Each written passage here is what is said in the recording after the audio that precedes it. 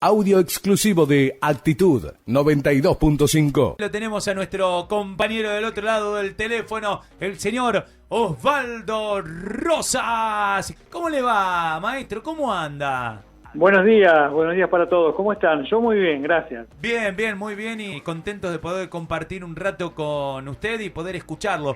Bueno, Osvaldo contaba que en el día de ayer a la tarde, en realidad nos enteramos esta noticia y empezó a dar vuelta al mundo porque estamos en 2021, esto no tendría que haber pasado, pero en alguna época ha sido común que pasara en algunos países. Ayer hubo un golpe de Estado. Sí, la noticia es el golpe de Estado en Myanmar. Los militares no reconocen las elecciones que se llevaron a cabo en noviembre del año pasado, por el cual el Partido Democrático, de Liberación Democrática, había arrasado en esas elecciones y el candidato que estaba enfrente de ese partido era justamente el representante de los militares.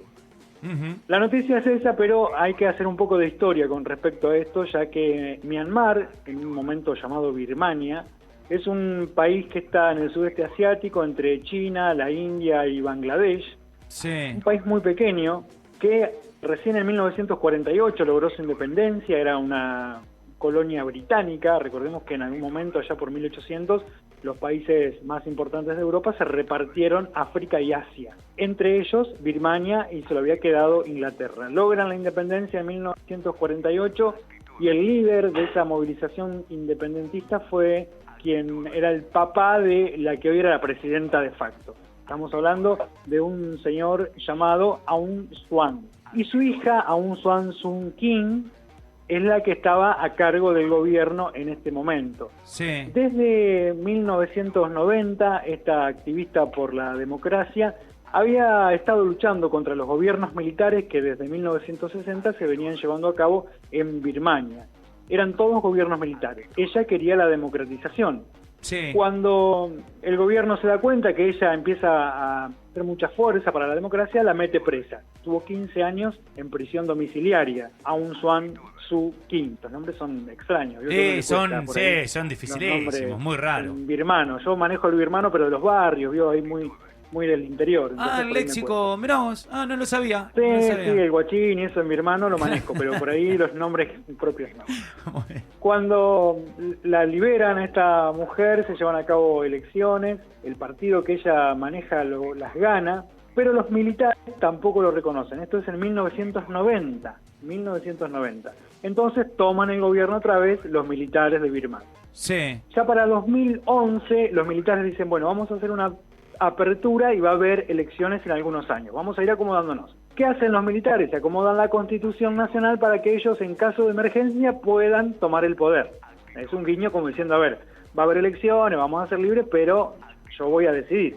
En 2014 se llevan a cabo las elecciones supuestamente libres, donde gana el Partido Nacional Democrático de esta mujer, Suu Kyi, asume el poder. Ella no lo asume como presidenta, sino como una de las ministras. Sin embargo, el poder era de ella, obviamente. Había una figurita que estaba en la presidencia. Ajá. Pero ¿qué pasa? Comparten el gobierno con los militares. Varios de los miembros del gabinete son parte de esos militares que venían en el poder desde hace muchísimos años. ¿Pero por qué quieren? Porque el gobierno nuevo decidió que podían participar de este nuevo gobierno. O sea, había una especie de cómplice, sería, ¿no?, entre la gente del nuevo gobierno con los militares que venían, con los cuales ella venía luchando, ¿no? Es bastante extraño. Loco, lo que sí, sucedía. muy loco. Desde la ONU le dicen, a ver, mire, este grupo militar durante todos estos años ha matado más de 50.000 personas. Claro. En Birmania, que es un país muy chiquito. Entonces le dicen a quien tiene el poder, a Suu Kyi, mire, los tiene que juzgar, eso sería lo adecuado, que usted los pudiera juzgar, que ellos fueran presos por lo que han cometido. Entre ellos han matado muchísimos musulmanes, porque hay una etnia particular que no la quieren dentro del país, que son los musulmanes. Ajá. Entonces los quieren o fuera del país, en Bangladesh, o muertos. Y la verdad es que en Bangladesh no los aceptan, los están matando a todos. Entonces la ONU le dice, hay que jugar a estos militares por esas matanzas. Sí. La gente del Partido Nacional Democrático dice, no, es parte del gobierno esta gente, nosotros no vamos a hacer nada. Raro, muy Jugar raro. con fuego, me parece también. Muy ¿no? raro. Un arma Hay de muchas doble teorías, filo. después vamos a hablar sobre esas teorías. En estas últimas elecciones de noviembre de 2020, el partido de Suu Kyi arrasó en las elecciones, Sí. ganó por muchísima mayoría. Entonces el gobierno iba a tener mucho poder en el Congreso y la parte militar del gobierno no iba a tenerlo tanto. ¿Suu Kyi es la Nobel de la Paz? Ella fue Nobel de la Paz en el 91, Ajá. ¿sí? Después del golpe de Estado primero que hicieron los militares en 1990, cuando ella había ganado como presidenta.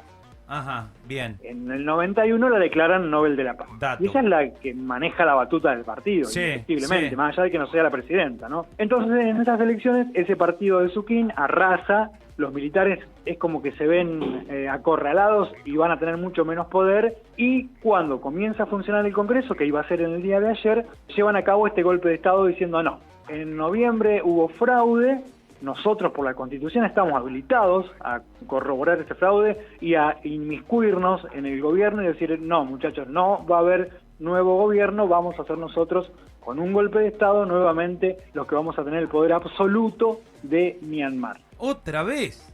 Otra vez, sí, después de, recordemos que desde 1960 hasta las elecciones del 90 y hasta 2014 estuvo este mismo grupo de militares en el gobierno de Myanmar, cuando parece que va a florecer la democracia, muy nuevita, y a ellos no les gusta, lo que hace es generar nuevamente un golpe de Estado para tener ellos el poder. ¿Qué dicen? Esta situación de emergencia, entre comillas, porque es lo que ellos habían modificado de la Constitución, nos permite a nosotros estar un año en el gobierno y a partir de ese año poder llamar nuevamente a elecciones libres. Qué La pregunta locura. es, ¿qué va a pasar si en las elecciones libres nuevamente el partido de Suu Kyi gana y arrasa? Se va Y a después generar otro golpe de Estado. a los 3 meses hacen otro golpe de Estado y así Claro, va a estar exactamente. indefinidamente. Un lugar muy pequeño pero con muchísima cantidad de habitantes, 54 Muchas, millones. sí, muchísimos. Recordemos que toda esa zona, tanto Bangladesh, la India por supuesto, Claro. China también, que está al noreste del país, son todos lugares superpoblados. Entonces, ¿qué pasa? El problema con la etnia musulmana es este también. Están en el límite entre Bangladesh y Myanmar, que es en el norte. ¿Qué pasa? Están acorralados ahí en condiciones sanitarias paupérrimas, con muchísimas matanzas todos los días por parte del ejército birmano, y en Bangladesh no los dejan entrar. Yo no soy Justamente muy... también tiene que ver con esto, con la cantidad de habitantes que tiene Bangladesh, que está totalmente saturado. Entonces, una etnia grande como es esta musulmana no podrían irse hasta Bangladesh. Tampoco pueden estar en Birmania. Es un problema sanitario y humanitario muy pero muy grande que no se ha podido resolver todavía. Myanmar lo ha querido resolver generando una matanza de más de 20.000 personas. Este país no es muy conocido, iba a decir, yo no soy muy conocedor de la geografía, pero la verdad que es la primera vez que lo escucho nombrar y en estas condiciones, por eso me fui primero al mapa a ver dónde estaba, y sí, está ahí, pero la verdad que no lo había escuchado nombrar nunca. Es un destino turístico muy importante, Myanmar, porque tiene templos budistas que tienen más de 3.000 años de antigüedad. Entonces es maravilloso.